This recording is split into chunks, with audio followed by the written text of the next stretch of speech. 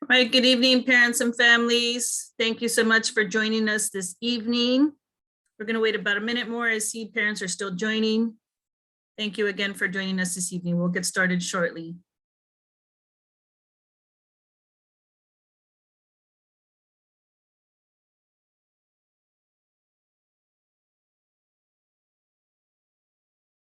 All right, good evening, parents and families. Thank you so much for joining us this evening. My name is Leticia Presado, and I'm the Parent Engagement Coordinator here in Pittsburgh Unified School District. And joining me this evening is Miss Marika Hines from the First Five office here in Pittsburgh. Welcome, Marika. And we are in a webinar format, so we're unable to see or hear you. So during the presentation, if you have any questions, please feel free to post them in the chat, and both Ms. Hines and myself will be monitoring the chat throughout the presentation. And then at the end of the presentation, we'll also have time for questions and answers. We are recording this evening's session, so you can refer to it later, and feel free to share the video link once you receive it with other parents in our district and community.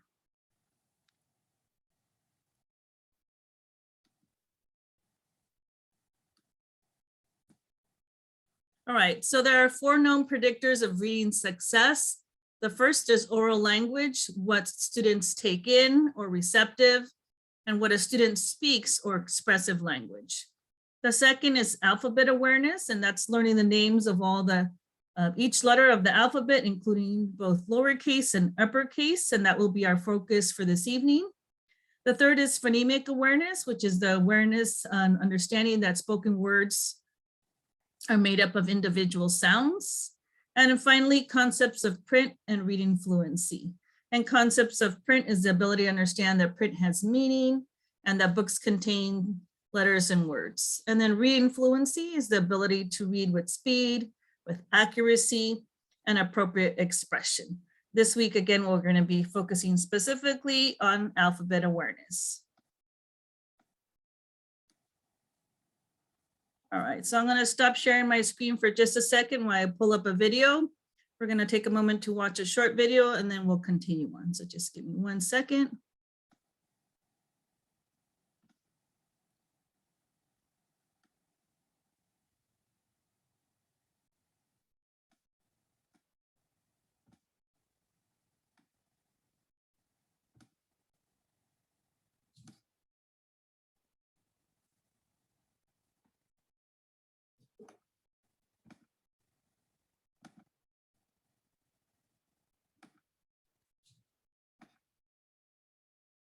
Can you see the screen okay?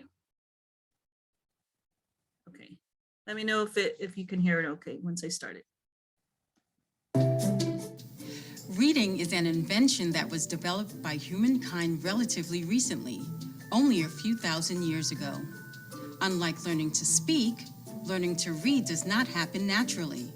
It requires explicit instruction. The development of the alphabet made it possible for humans to represent spoken words in print. Learning the names of the letters of the alphabet is an important foundational skill in learning to read. Research has demonstrated that knowing the names of letters helps young learners learn the sounds that letters represent. The letter name M ends in M, the sound that M represents. As you work with your students, you'll engage them in activities that will develop their knowledge of letters. Before we begin, make sure that you have downloaded the handout for this session. Young learners need to understand how a book works. Here's a book walk. So let's look at this book. This is the front of the book. This is the back of the book. And this is called the spine of the book. So when we read a book, we start from the front of a book, so here, and we go to the back of a book, okay? So now I'm going to show you what we call a page. Here's a page. Can you point to a picture on the page? All of those are pictures. Can you point to a word on the page? How about just one? Can you find one word you really like? There you go. Now, what I want you to do next is be a letter detective. So I'm going to give you a letter and I want you to find it and point to it for me. So can you find the capital letter I? job, and that's in the word in. Here's a dynamic and easy activity that will develop automaticity in naming letters. It uses a rapid letter recognition chart. This is a rapid letter recognition chart. These are capital or uppercase letters. I'm going to point to a letter, I'll say it, and then I want you to name it after me, okay? Ready? E, A, L, D, C, N. These are lowercase letters. So we're going to do the same thing we did with this chart. Okay, let's read all of them. Ready? Go.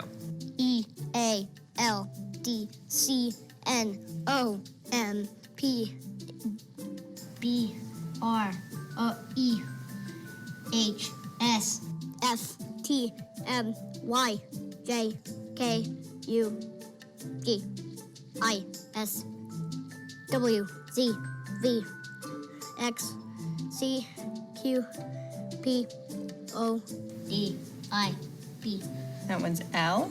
L, B, N. When students understand that spoken words are made up of sounds, and when they can instantly name letters, they're ready to systematically learn how sounds and letters go together. This is called the Alphabetic Principle. Here's an activity that helps them learn letter sounds. Let's sound out pan. N. Pan. Oh, good job. Can you read that word for me? Pan. If that says pan, spell tan. Tan. Okay, read that word for me. Tan. If that spells tan, let's make it say tap.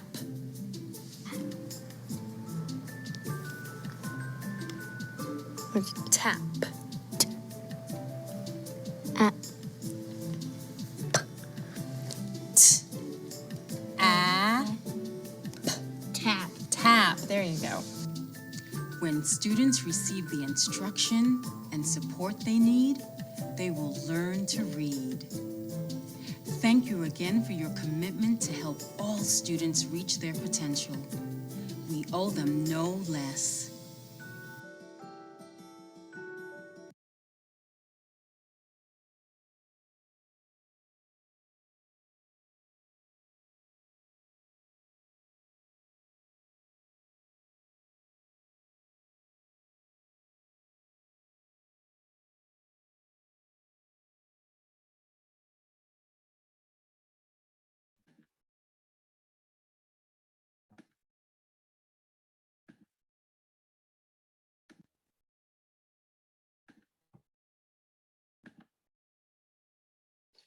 Okay.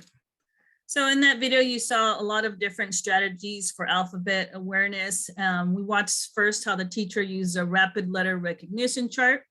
And this strategy is often used in the classroom to determine how many letters of the alphabet a student knows. And you'll notice purposefully that the letters are intentionally not in alphabetical order because we want to make sure that the student recognizes each letter out of order, and it's not just maybe perhaps recalling the alphabet, the traditional alphabet song to try to figure out what the letter is. So we want them to know the letters out of order.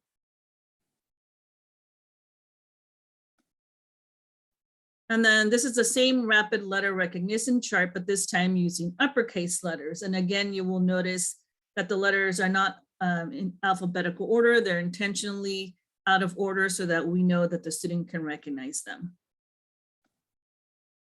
And then finally, you can also do the rapid letter recognition chart with both uppercase and lowercase letters, again, out of alphabetical order. And that way the student begins to recognize that that letter A can look different ways, an uppercase A and a lowercase a, but they both are the same letter, A. And depending on the age and the level of your child, once they've mastered the letters, they can start to master next is the sounds.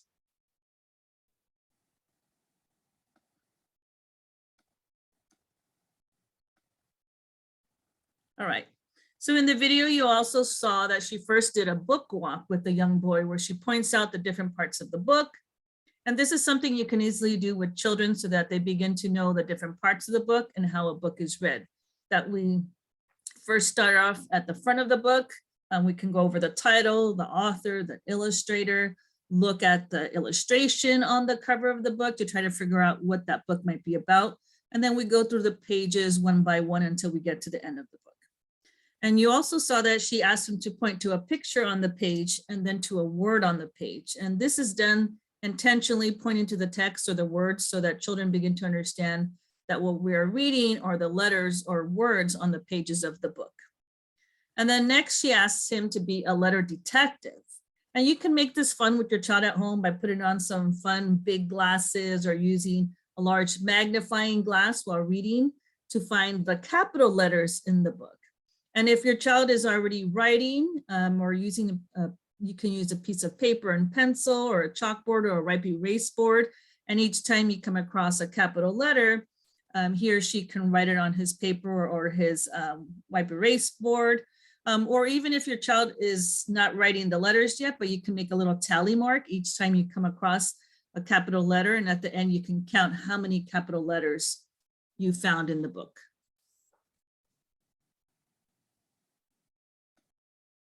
All right. And then you saw her do an activity where she put out a few small squares, and each square had different letters. And she asked him to spell the word pan. So he had to listen to the word and break apart what are the sounds that make up that word. So she said pan, p, a, n, and then he had to put the three letters P, A, and N together to spell that word. And then once he spelled it, she said, if that says pan, make it say tan. So there the student has to recognize that she's changing the beginning sound. So he has to take off the P and add the T to make tan. And then she says, if that says tan, make it say tap. So there he has to really listen that the ending sound this time is what's changing. So he's taking off the letter N and adding the letter P. Of course, this is with the older child. If you have a younger child like age 2 or 3, we definitely won't expect a 2 or 3-year-old to do this. We just want to focus on recognizing the letters. But if your child is older and has already mastered the uppercase and lowercase letters and is working on letter sounds, this is an activity you can begin to do. So depending on the age of your child. All right. All right. So on this page, you're going to see first grade language standards. And again, many of you might have children who are not quite first grade yet, but we want you to see how all the things that we're doing now, all the strategies we're talking about in today's presentation are all going to help your child be able to reach these grade level standards once they become first graders. So first is to be able to write all their lower and uppercase letters. And we want to work first on letter recognition and then move towards writing the letters. Second is capitalizing dates and capitalizing people's names. And we're going to look at some activities to do that in just a few slides. And then finally, spelling of words that have not been previously learned phonetically. So that's once they have mastered the letters and what sounds they make, they can listen to what sound a word might have and then begin to think of what letters make up that word. So for example, if we go back here and he hasn't been taught the word sat, he can listen to the sound s, a for the A and t. So then he can pull the letters. And one thing I'd like to also point out is that you notice when she was doing this activity with him, she did not have the whole entire alphabet out, right? She only had 5 little letter tiles out because we want to make sure we set the student up for success. If you had the whole entire alphabet out, it might be a little too difficult and hard for a student. And so you kind of want to only put out the letters that he or she is going to need to form the different words. So that way the student can look at the letters and specifically focus on what sounds they make and what words you're going to ask him or her to put together.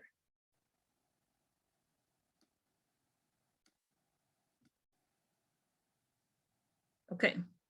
And then before we go to the next slide, we're going to shift gears just a little bit and talk about multiple intelligences. And so if you can please place in the chat, how many of you have heard about multiple intelligences? And what have you heard about it? What do you know about multiple intelligences? If you can just place your answers in the chat. We're just going to take a quick minute. What have you heard about multiple intelligences? Have you heard of multiple intelligences? And if so, what is it? Feel free to place your answers in the chat. Multiple intelligences. What do you think that might mean? What does that consist of?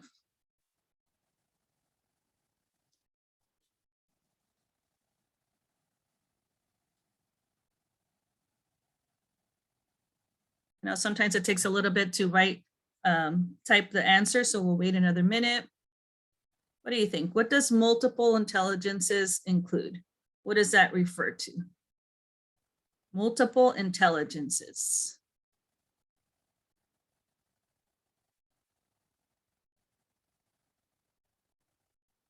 And then Marika, if you could help me read out any answers parents might put in the chat.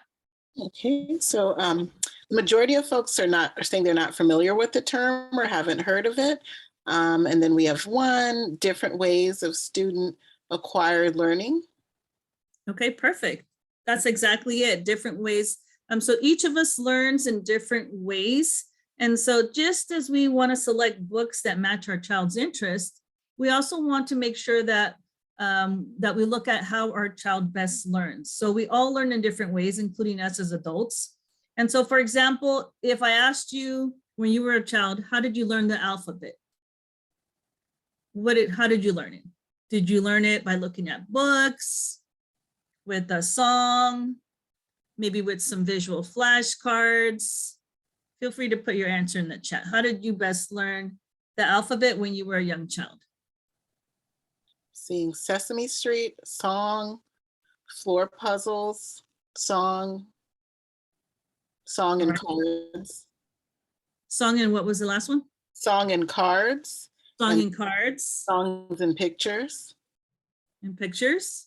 Songs and visuals, another one for Sesame Street. All right, Sesame Street. I used to watch that. Used to watch that as a kid too. Yep. All right, thank you. All right, so many of you noticed that a lot of the answers had to do with songs. So it's very likely that many of us learned the alphabet using alphabet song. So music is a fantastic way to teach concepts. So if you have a child who loves music, that's a great way to teach the alphabet, is through music and song. And there are many alphabet songs, not just the traditional alphabet song. And there are also songs that teach the sounds of letters once your child is ready for that. So the theory of multiple intelligences was first proposed in 1983 by a Harvard professor named Howard Gardner. And the theory basically states that there are multiple types of human intelligences, each of which represents different ways of processing information as human beings. So the first is verbal or linguistic intelligence, which refers to an individual's ability to analyze information and produce work involving oral and written language, such as speeches, books, and emails. The second intelligence is logical or mathematical intelligence, which describes the ability to develop formulas, make calculations, and solve abstract problems. The third is visual or spatial intelligences. So many of you said something visual like a puzzle. That would be something visual. I think a few of you said flashcards. Did somebody say flashcards, Marika? Flashcards. And so, or Sesame Street, because you were watching something on the screen. All of those are examples of visual or spatial intelligence. And that's what you use when you were young to help you learn the alphabet. The fourth one is musical intelligences. And many of you said that you sang a song or songs on Sesame Street. And so music is a great way to teach the different kinds of sounds. And so with this type of intelligence, we would use music or songs to learn about the different letters or the letter sounds. The fifth intelligence is naturalistic intelligence, which refers to the ability to identify and distinguish between different types of plants, animals, and weather. And so a child with this intelligence might want to form the letter shapes by using things in nature, like stones, sand, maybe small twigs from a tree, for example. That one always makes me smile because it reminds me of my daughter when she was young. She has that intelligence because everywhere we went, no matter what park we went to, wherever we went, she was always drawing and writing in the dirt, in the sand, with rocks, with twigs. So if you have a child with naturalistic intelligence, they love using items in nature. And the sixth is kinesthetic or body intelligence, which involves the use of our own body to create products or solve problems. So we're gonna, in a few slides, we're gonna show some activities with that type of intelligence in mind when we're talking about exploring the alphabet, teaching the alphabet, learning the alphabet sounds, how you can use this type of intelligence in an activity with your child at home. And then the seventh intelligence is interpersonal, which reflects the ability to recognize and understand other people's moods, desires, motivations, and intentions. And usually people with this intelligence are often referred to as very social people. They love interacting with people. They love playing with other kids. And they just really enjoy that time with other people. And the final one, or the eighth intelligence, is intrapersonal intelligence. So young kids with that might be a little bit more quiet. Oftentimes they're referred to as a little bit more shy or introverted in their personality, but they may take a little bit of time to evaluate those same characteristics in themselves and process information. So they may also enjoy working alone or independently. And it's important to note, however, that we don't just have one intelligence. We can have a combination of several intelligences, so not just one type. But typically you'll tend to have strengths in certain areas. And so that's where you come in. Their parents, their guardians, you as your child's first teacher, you know your child the best, you know where their strengths are and their interests are and how they best learn. And so we're gonna go over several different activities, keeping these different types of intelligences in mind when we're talking about how we can teach our young kids at home the alphabet and then eventually the alphabet sounds as well. All right, so Marika is going to go over a couple of different activities with you, keeping these intelligences in mind. Okay. So of course, back to alphabet awareness. It's important that, when you're starting, especially with young children and starting your alphabet awareness, it's really helpful to start with the letters in their name first, and also then move on to like the names of family members. And this is important because their name is something that they hear and they've heard from the beginning. So it's something that they can recognize. Also, it's important in terms of with names with family because it's easier for them to make that connection. And of course, we want them to begin to recognize that letters have sound. So you can even do that when you're practicing their name. So as you can see in the slide, there's some examples there where, child can see their name and they can see all the letters associated with their name. And you may even want to break out each letter. So like, for example, we have Sophia here. You may want to do the S, O, Sophia, and do that with them. But for your young kids, of course, it's just important with starting to have them recognize those letters. All right, and I just want to point out that it doesn't necessarily have to be a table activity. We really want you to just embed it in your daily and weekly routine. So if you have magnetic letters, you can do this activity while you're cooking dinner and your child's using the refrigerator to make letters. So you can tape these up to the refrigerator so they can work on that. And it's also using kinesthetic because they're actually having to touch the letters with their hands to find the right letters. It's also using visual intelligence because they have to look at the name of the person they're trying to spell, whether it's themselves or their sibling, and then try to find the appropriate letters. If your child loves music and has musical intelligence, you can kind of play some alphabet music in the background as well and add that in as well. And so we're just going to talk about some fun activities that are from a variety of different intelligences that can match your child's interest. So in this one, you can see they're doing a hopscotch and they're using letters, capital of the big letters on there. So I would say if you're thinking about, okay, what type of intelligence this is, it's most likely, you know, bodily kinesthetic, because they're using their physicality in recognizing the letters.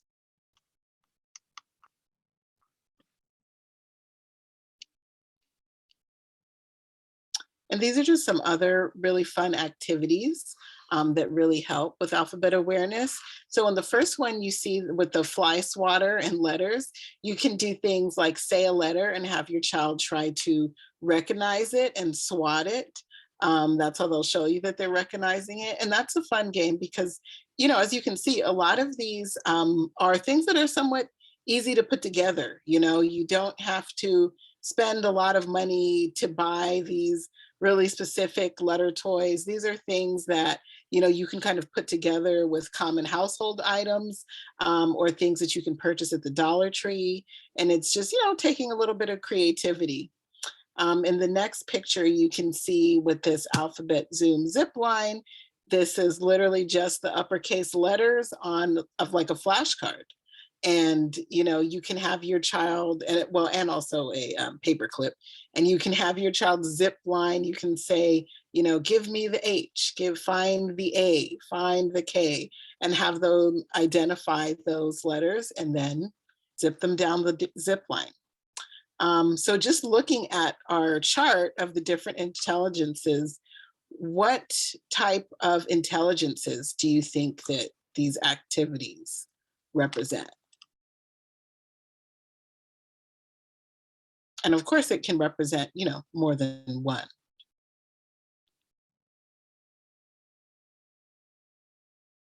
And you can put any guesses in the chat.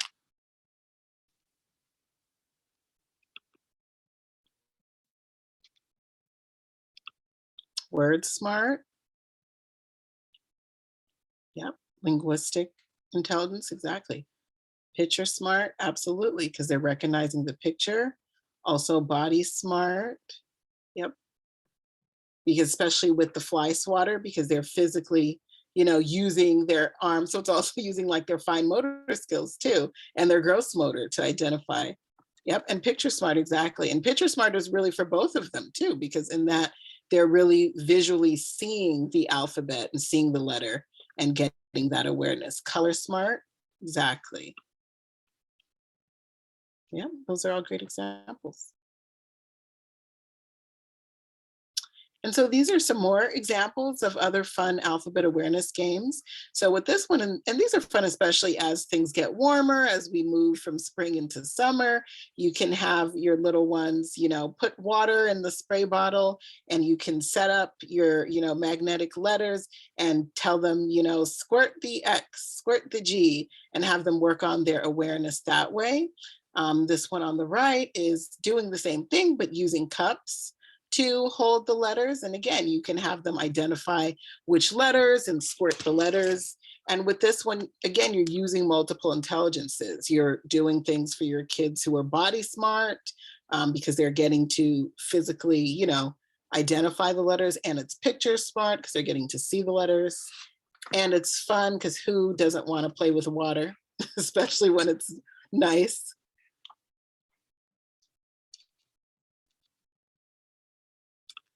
And so these are some other fun activities. You can do the fishing alphabet activity, where you have your child fish for the letters, you know, and again, these are things that can be done without spending much. You can create these things, you know, with your own construction paper. And again, just, you know, ask your child, where's the B, or give me the D, give me the N, and have them identify and pick up the fish that way.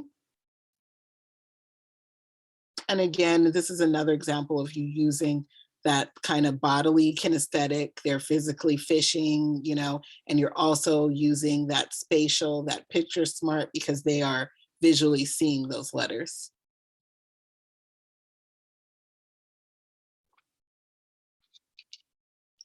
Some that are perfect in time for Easter. You can always do the plastic egg, you know, alphabet scavenger hunt. So when you know, mark the eggs with the letters. And this is a fun one because you can, of course, with all of these, you can do upper, lowercase, and a mix. This is also one where you could even combine that. And let's say you do, uppercase on one side of the egg, lowercase on the other side of the egg, and have your child match them. So these are activities that, are base activities, and then you can always expand on them as your child gets better in their recognition and their alphabet awareness. And, as they get older and you're working on more skills.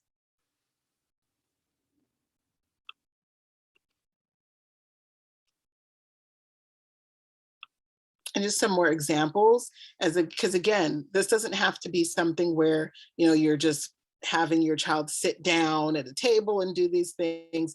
We can do these things in your environment. So you see on the bottom here, a parent has done an alphabet scavenger hunt at a park, and so they've placed letters all over the park. So especially think about our kids who are naturalists or nature smart, who want to be outside and want to be exploring those environments. That may be more of your child's interest. So you can do something like that where you're placing the letters out in the environment, or let's say, you're writing the letters in the dirt and having them identify them that way. The example above is, this is simple, like Post-its and putting those letters together. And I think she's doing this, it looks like it could be outside or,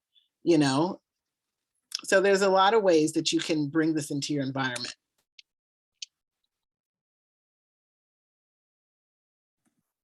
And the top one could also be using mathematical intelligence. As you'll notice, the first Post-its are different colors. So she has to see how many of the letter F can she find, how many of the uppercase letter T can she find, and she's putting them in columns. And then she can actually count how many of each of the letters she was able to find, which one she found more of, which she found less of. So incorporating a little bit of that mathematical intelligence as well.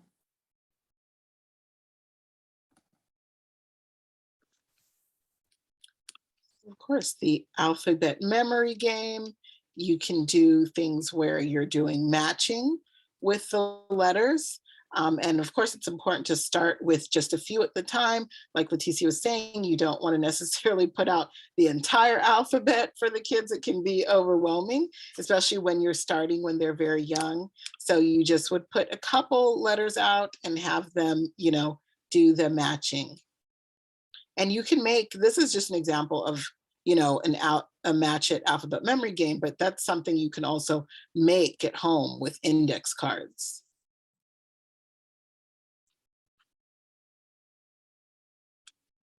And of course, letters are everywhere. So again, like you'll hear many times in these seminars, the learning doesn't have to be just, I sit them down and we're sitting at this table and we're going over letters.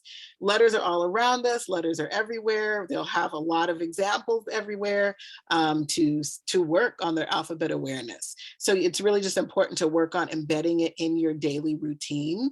So this is a great example. You have a shopping list, maybe asking them, to identify one of the letters in the shopping list and having them help you. This is also helping them in recognizing the names of things and the actual objects, because this one has pictures.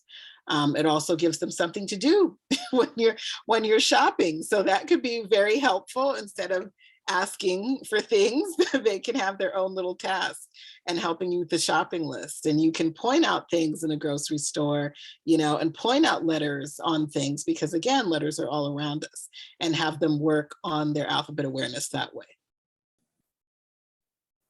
And then for the one that you see on the left-hand side with the clipboard, that one's also can be handy if you're taking like a drive where you're going to be on the car for at least an hour or so.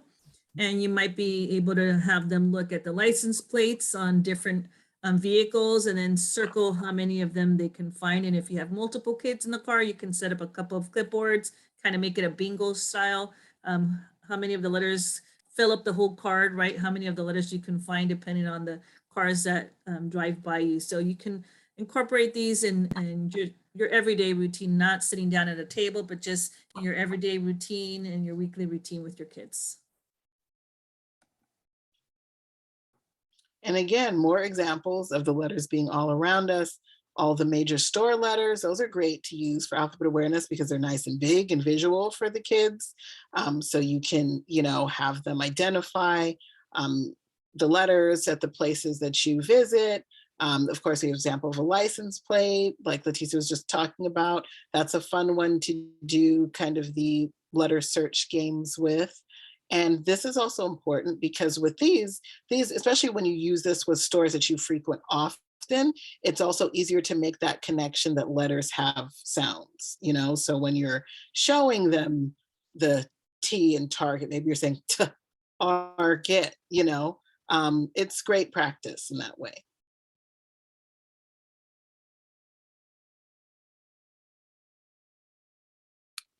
Okay, so now we are going to read our book. I can try to get the glare out here. And so of course, with our books, we're just going to take a nice book walk. This is the cover of our book, Jabari Jumps. That's our title, Jabari Jumps by Gaia Cornwall. And we know books have spines, just like we have spines, right? They hold them together. And they also have a back page that we get to by the end of the book. Okay, so let's jump in.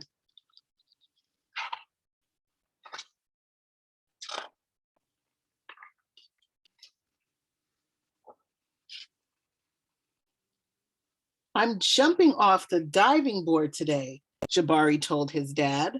Really? Said his dad.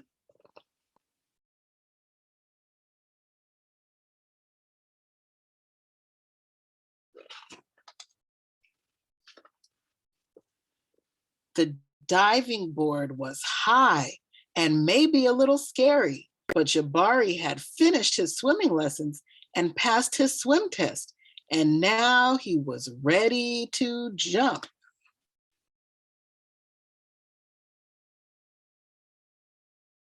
I'm a great jumper, said Jabari, so I'm not scared at all.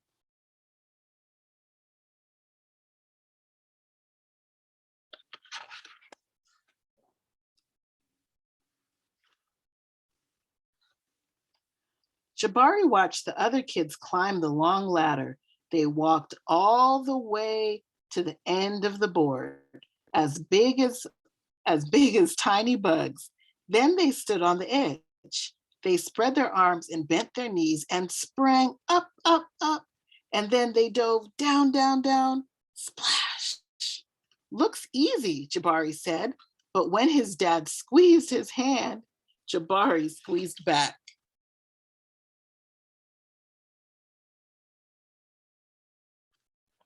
What do you guys think is going to happen? And feel free to put it in the chat. What do you think Jabari is going to do next?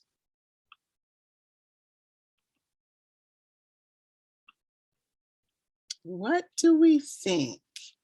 He's holding his dad's hand. He's looking at the kids jumping. What do we think he's going to do? He's scared. He's nervous to jump off the diving board. Yeah, maybe. It looks pretty high. Okay, let's see. Jabari stood at the bottom of the ladder and he looked up. You can go before me if you want, he told the kid behind him. I need to think about what kind of special jump I'm going to do. Jabari thought and thought.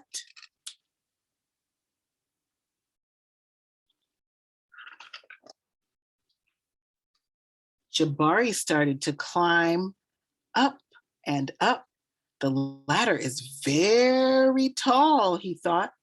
Are you okay? Called his dad. I'm just a little tired, said Jabari. Maybe you should climb down and take a tiny rest, said his dad. A tiny rest sounded like a good idea.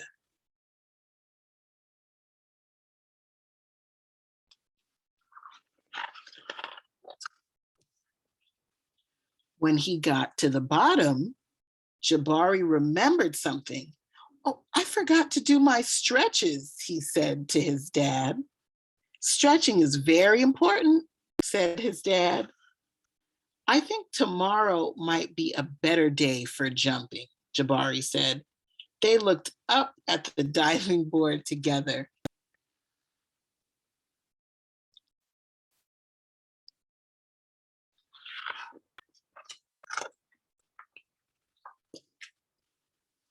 It's okay to feel a little scared, said his dad. Sometimes I feel a little scared. I take a deep breath and tell myself, I am ready. And you know what? Sometimes it stops feeling scary and feels a little like a surprise. Jabari loved surprises.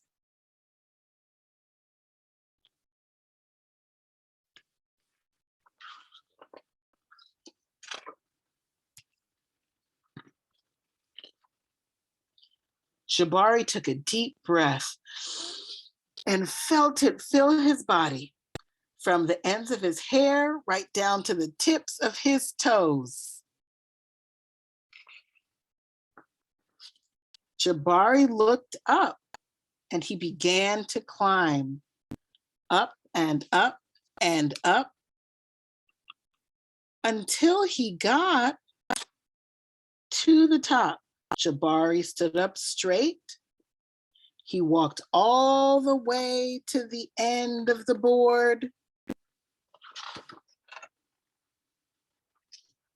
His toes curled around the rough edge.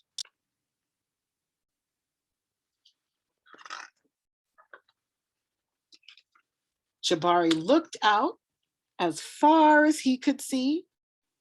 He felt like he was ready. I love surprises, he whispered.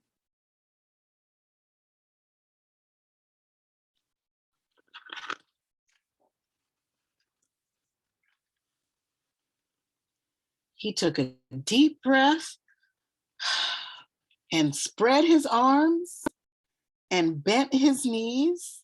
Then he sprang up off the board, flying.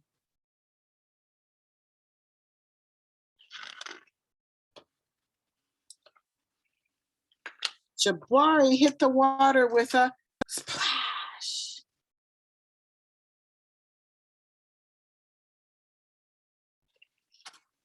There's some big letters on this page. What letters do you guys see? And feel free to put it on the chat. See an S? Yes. Good eyes. You see an A, flash, a P, an H? Yeah, that's right. Another H, an S. Absolutely. You guys have good eyes.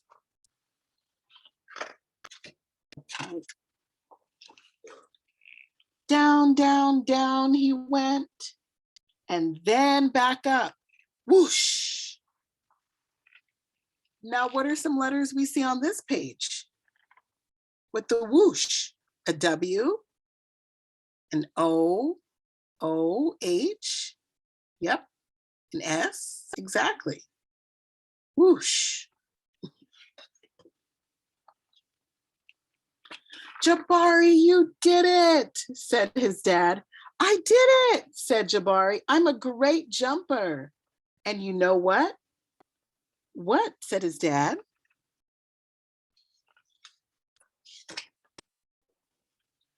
Surprise double backflip is next. The end. And we got all the way to the back of the book. That was Jabari Jumps.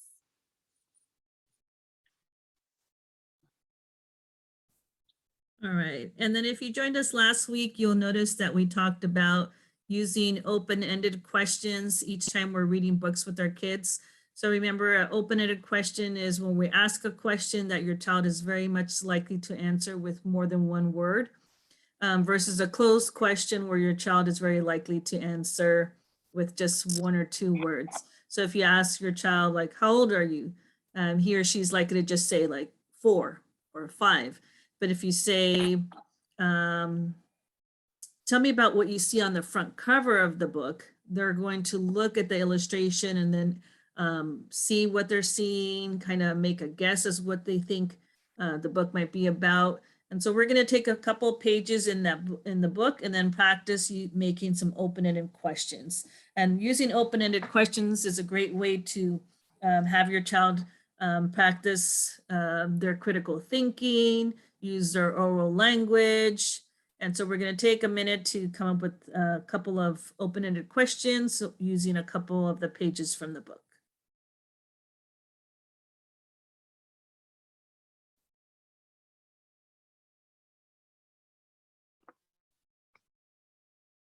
My first question is, what was your favorite part of the story? What was your favorite part of the book?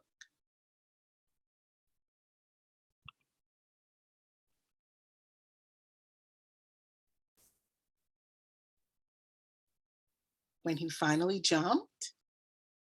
Yeah. When he was stretching? When he was doing his exercises? The surprise, Jabari overcoming his fear?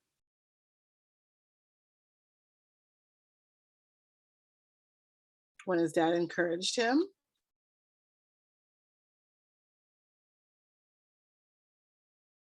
And when he was nervous? When he jumped? Yep. Okay. My next question, what happened in the beginning of the book? What happened in the beginning of the book? I'm going to go to one of the early pages. Let's do this one. What was happening here in the beginning of the book? He was scared at the beginning. He was nervous. He made some excuses. He took a deep breath. He was watching other people. Exactly, that's what we see in this picture. Okay, great answers. So let's do another one about sequence.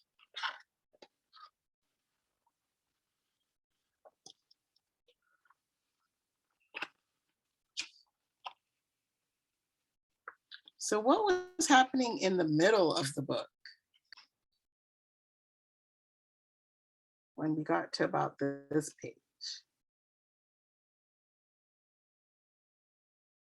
What was happening?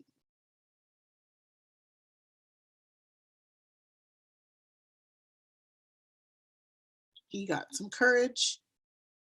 He was looking down at the water. This was in his first attempt at jumping. Yep. He got scared and nervous, but he was ready.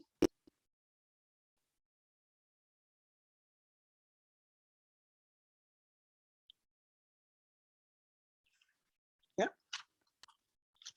So good answers. All right, and then if we want to look specifically at different uppercase letters, what kind of question can we ask using the title of the book?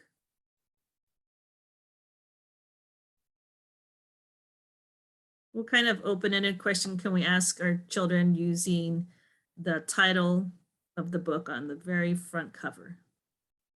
What kind of question can we ask our kids so that we draw their attention to the letters?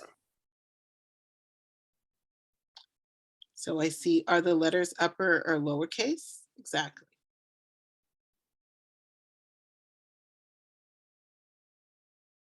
Any other answers?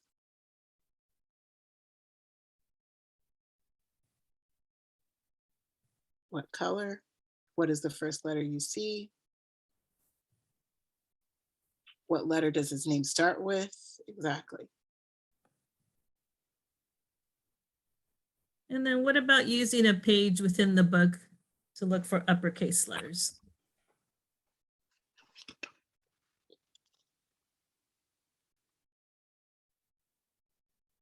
What kind of question can we ask our children when we're reading a page in the book to draw their attention to an uppercase letter?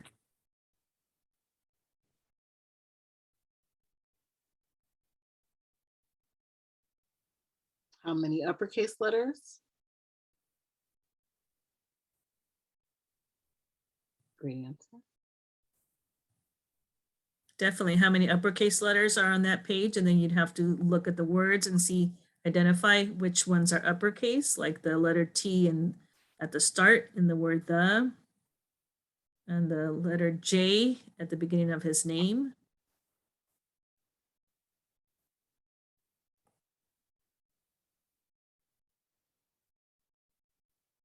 You can also have them point out the uppercase letters on the page.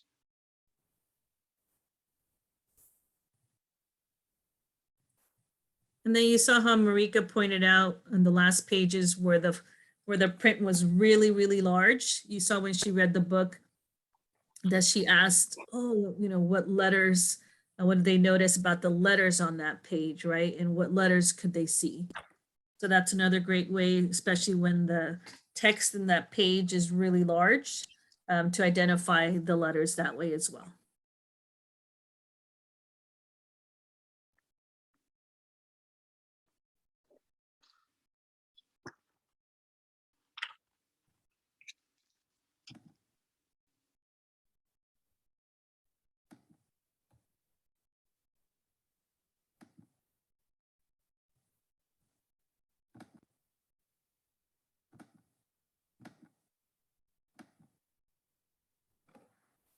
All right. So in that same way that it takes regular practice when you're teaching your child how to ride a bike, learning to read is really hard. And so reading every day with our kids is crucial. So the goal is to read 15 to 20 minutes every single day with our kids. It doesn't have to be a consecutive 20 minutes. You can break it apart into smaller pieces, especially if you have a younger child. You can break it apart into 5 minutes here, 5 minutes there. And then keep those intelligences in mind as well. So if your child just loves nature, you might want to take the book and read it under a nice shady tree. If your child has kinesthetic intelligence, you don't necessarily have to do it sitting down. You could do it laying down on your stomach, put the book on the floor. So think about how your child best learns as well when you're breaking apart those 15 to 20 minutes to read every single day with your child. But the more you read, the more vocabulary they're going to have, the more they're going to practice their critical thinking, especially if you're using open-ended questions and using the book as a conversation piece, right? To have conversations throughout as you're asking those questions. And the more fun you're having when you're doing the different activities and you're reading with your child, the more likely it is they're going to want to participate. And the more you incorporate how they best learn as well, and choosing books that on topics that they enjoy as well. So they're going to have a larger vocabulary. They're going to work on their reading fluency. They're going to understand concept of print as they see you move your finger from one side to the other. They'll understand that you're reading the books. In that book, you're reading the words are on that page, and then the more practice they have, the stronger reader they're going to become. And so we want to make sure that they're having fun each time they're reading. Visit the local library. If they're older, they can even start to create their own books as well, doing their own illustrations, being the illustrator, and then writing their own words to a book as well. You saw how Marika asked at the end, what was their favorite part in the beginning? What was their favorite part in the middle? And then what was going on at the end, right? And so they can identify the different parts and understand that stories have structures as well. All right. So before we go to your questions, we're going to ask you to please fill out a quick survey. We're going to put the link in the chat, and we're going to give you a minute to fill that out. And then we're going to do a quick opportunity drawing from one of the individuals who answers the questionnaire. So if you can please take a moment to fill that out, we'd greatly appreciate it. And then let's make sure that that's in the chat.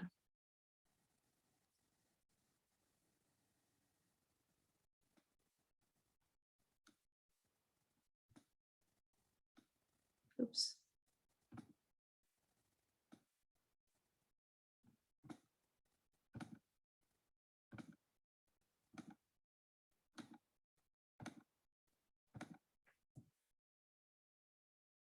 All right, so the link is in the chat. I just placed it in there. So if you could take a moment to fill that out. I see somebody placed a comment that you could find words everywhere, definitely.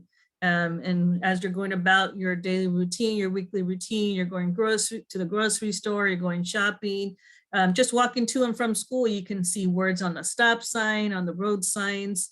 Sometimes you'll see words printed out on the street, like keep clear, no parking, right? And so you can point out the words, and the words are all around them. So just pointing those things out in their environment is important as well.